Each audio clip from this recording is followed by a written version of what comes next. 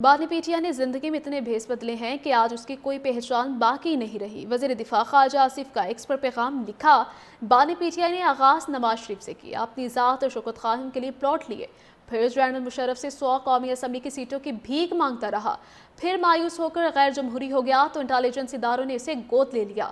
2013 کے الیکشن کے بعد دھرنوں کی سیاست شروع کی، پھر باجوہ اور فیض کی سرپرستی میں حکومت بھی کی اور لوٹ مار بھی۔ اقتدار اور دولت سمیٹنے کے لالچ میں یہ اسٹیبلشمنٹ کے لیے بوجھ بن گئے، عوام سے کیے وعدے پورے نہ کیے اور پھر عدم اعتماد کی تحریک کا شکار بنے۔ قصہ مختصر بانی کی زندگی کا ٹریڈ مارک اقتدار اور دولت کا لالچ ہے۔ بانی پیٹیا نے آغاز نواز شریف سے کیا، اپنی ذات اور شوکت خانم کے لیے پلاٹ لیے، پھر جنرل مشرف سے 100 قومی اسمبلی کی سیٹوں کی بھیک مانگتا رہا، پھر مایوس ہو کر غیر جمہوری ہو گیا تو انٹیلیجنس اداروں نے اسے گود لے لیا۔ 2013 کے الیکشن کے بعد دھرنوں کی سیاست شروع کی، پھر باجوہ اور فیض کی سرپرستی میں حکومت بھی کی اور لوٹ مار بھی۔ اقتدار اور دولت سمیٹنے کے لالچ میں یہ اسٹیبلشمنٹ کے لیے بوجھ بن گئے، عوام سے کیے وعدے پورے نہ کیے اور پھر عدم اعتماد کی تحریک کا شکار بنے۔ قصہ مختصر بانی کی زندگی کا ٹریڈ مارک اقتدار اور دولت کا لالچ ہے۔ بانی پیٹیا نے آغاز نواز شریف سے کیا، اپنی ذات اور شوکت خانم کے لیے پلاٹ لیے، پھر جنرل مشرف سے 100 قومی اسمبلی کی سیٹوں کی بھیک مانگتا رہا، پھر مایوس ہو کر غیر جمہوری ہو گیا تو انٹیلیجنس اداروں نے اسے گود لے لیا۔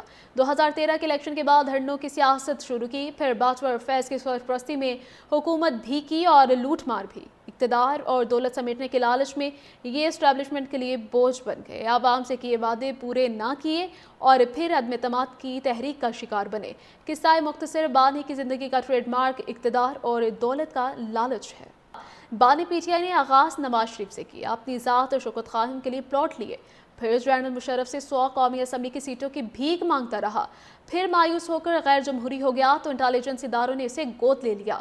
2013 کے الیکشن کے بعد دھرنوں کی سیاست شروع کی، پھر باجوہ اور فیض کی سرپرستی میں حکومت بھی کی اور لوٹ مار بھی۔ اقتدار اور دولت سمیٹنے کے لالچ میں یہ اسٹیبلشمنٹ کے لیے بوجھ بن گئے، عوام سے کیے وعدے پورے نہ کیے اور پھر عدم اعتماد کی تحریک کا شکار بنے۔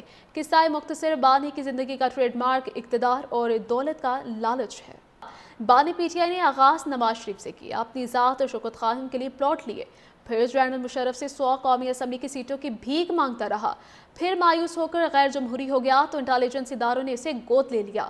2013 کے الیکشن کے بعد دھرنوں کی سیاست شروع کی، پھر باجوہ اور فیض کی سرپرستی میں حکومت بھی کی اور لوٹ مار بھی۔ اقتدار اور دولت سمیٹنے کے لالچ میں یہ اسٹیبلشمنٹ کے لیے بوجھ بن گئے، عوام سے کیے وعدے پورے نہ کیے اور پھر عدم اعتماد کی تحریک کا شکار بنے۔